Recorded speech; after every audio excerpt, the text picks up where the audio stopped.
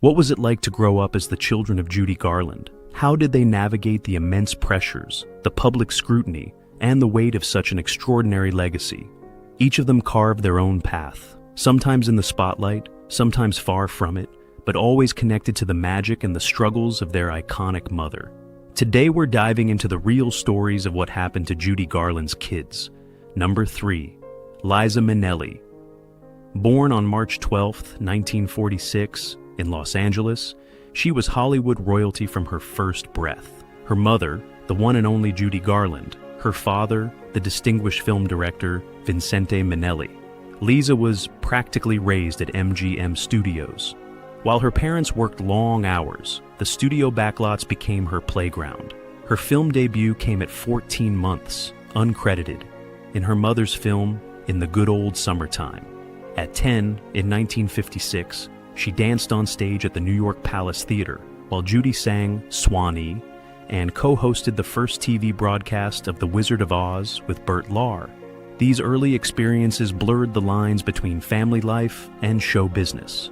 Judy Garland was a phenomenon, from child star to MGM superstar with iconic films like The Wizard of Oz, Meet Me in St. Louis, and A Star is Born. Her live performances were legendary, especially her 1961 Carnegie Hall concert, which won 5 Grammys. But this success was shadowed by profound personal struggles. Studio pressure, addiction starting in her teens from studio-supplied drugs, nervous breakdowns, and financial chaos. Judy died at 47 in 1969 from an accidental overdose. Liza grew up in this whirlwind. She attended around 14 different schools, often due to her mother's financial instability. Despite the chaos, Liza remembered it as a swell time. But as the eldest, she often took on a caretaking role, even trying to manage her mother's medication with her sister Lorna to prevent overdose. This immense responsibility likely built her resilience. Liza has always fiercely protected her mother's legacy, wanting Judy remembered for her talent and spirit. Liza's father, Vincente Minnelli, was a celebrated film director known for visually stunning musicals. He and Judy married in 1945, but divorced in 1951. Vincente remained a cherished presence in Liza's life, a funny, wonderful man who nurtured her artistic sensibilities, teaching her about aesthetics and design. He treated her like a princess and encouraged her performances. While Judy's influence was raw performance emotion, Vincente's was about aesthetic refinement. Liza admitted her parents didn't really like each other, so she bounced back and forth between their different worlds, likely fostering her adaptability. At 16, Liza Minnelli headed to New York. In 1963, she won a Theatre World Award for the off-Broadway revival of Best Foot Forward. In 1964, Judy invited Liza to perform with her at the London Palladium. The audience's wild enthusiasm for Liza was a revelation, making Judy realize her daughter was a powerful performer in her own right, though Liza recalled moments of professional rivalry from her mother. In 1965, at just 19, Liza won the Tony Award for Best Leading Actress in a musical for Flora, The Red Menace, becoming the youngest woman ever to win it at the time, proving she was a major talent, not just Judy's daughter. Hollywood beckoned. Liza got her first Oscar nomination at 23 for The Sterile Cuckoo, 1969. But it was her electrifying role as Sally Bowles in Bob Fosse's 1972 film Cabaret that made her an international superstar. Her portrayal of the flamboyant, fragile Kit Kat, club singer, earned her the Academy Award for Best Actress, a Golden Globe, and a BAFTA. Cabaret itself won 8 Oscars. Sally Bowles became synonymous with Liza Minnelli, and her success landed her on the covers of Time and Newsweek in the same week. A star is confirmed. EGOT status and acclaim. Cabaret was a cornerstone of a career that led Liza to the rare EGOT status. Oscar, Best Actress for Cabaret, 1973. Tonys, 4 in total, including for Flora. The Red Menace, 1965. Liza at the Winter Garden, 1974, The Act, 1978, and Liza's at the Palace, 2009. Emmy, for her 1973 TV special, Liza with a Z, a concert for television. Grammy, the Grammy Legend Award in 1990. She also starred in films like Arthur and delivered numerous acclaimed TV appearances and concerts. Liza cultivated a style that was edgier and more modern than her mother's, solidifying her as an independent superstar. While Liza's career glittered, her personal life was often turbulent. She married and divorced 4 times. Peter Allen, 1967 to 1974. Jack Haley Jr., 1974 to 1979. Mark Jarrow, 1979 to 1992. And David Guest, 2002 to 2007. A deep sadness was her inability to have children.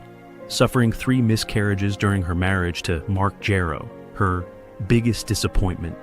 Liza also battled substance abuse and inherited disease. She first entered rehab in 1984 and sought treatment multiple times since. Beyond addiction, she faced a life-threatening bout of viral encephalitis in 2000, which temporarily left her unable to walk or talk. Doctors gave a grim prognosis, but Liza fought back with incredible determination, learning to walk and talk again. She's also had multiple hip replacements and other surgeries. Despite these profound personal and physical lows, Liza Minnelli has always embodied the spirit of a survivor. Her upcoming memoir, Kids Wait Till You Hear This, is slated for spring 2026. Liza's journey was shaped by key mentors: her godmother, Kay Thompson, author of Eloise, French icon Charles Aznavour, Fred Ebb of Candor and Ebb, Bob Fosse, and fashion designer Halston. These figures provided crucial professional guidance and emotional support. Liza also has 3 younger half-siblings, Lorna Luft and Joey Luft from Judy's marriage to Sidney Luft, and Tina Minnelli from Vincente's later marriage. Liza has emphasized their family closeness, which likely provided vital stability. Number 2. Lorna Luft, born on November 21, 1952, was Judy Garland's second child, her father being the producer Sidney Luft. Lorna's entry into the world of performance was almost a given. At just 11 years old, she, along with a younger Joey, famously sang "Santa Claus is Coming to Town" with their mother on the 1963 Christmas episode of The Judy Garland Show. It was a family affair, with Liza also taking part. Lorna and Joey also joined Judy on stage during her 1967 engagement at the iconic Palace Theater, and even had small cameos in Judy's 1963 film, I Could Go On Singing. Following in the formidable footsteps of her mother and older sister, Lorna Luft also carved out a career as a singer and actress. More than just pursuing her own career, Lorna has been a dedicated guardian of her mother's legacy. She has actively honored Judy Garland through her own music by writing books and creating award-nominated shows that pay tribute to her mother's unparalleled artistry, ensuring that new generations can experience the magic of Garland. In her personal life, Lorna Luft married musician Gerald Jake Hooker, born Jerry Mamberg, in 1977. Jake, a rocker who also served as Lorna's manager, and Lorna had 2 children, their son, Jesse Hooker, also known as Jesse Richards, born in April 1984, and their daughter, Vanessa Hooker, born Vanessa Jade Richards, born in September 1990. Their marriage ended in divorce in 1993. Lorna has expressed a quiet satisfaction with her children's choices to pursue careers outside of show business. Jesse became a stockbroker. "Someone has to know about money in this family," Lorna quipped, possibly a lighthearted reference to the financial ups and downs often experienced in artistic careers. Vanessa became a successful lawyer. While Lorna has said she would have supported her children had they chosen careers in entertainment, she also admitted that the idea of child stars makes her feel uncomfortable. Her ultimate focus, as she has stated, is clear. "My children are healthy and doing well. I have a life, and it is not about show business. For me, it is family first." Number 1. Joey Luft was born on March 29, 1955, in Los Angeles, the youngest child of Judy Garland and her 3rd husband, Sidney Luft. His life has been a quieter journey compared to his sister's, largely spent behind the scenes. Joey's introduction to performing was alongside Lorna on the Judy Garland Show's 1963 Christmas episode and at the Palace Theater in 1967. He also had a cameo in I Could Go On Singing, He was only 14 when Judy Garland died in 1969.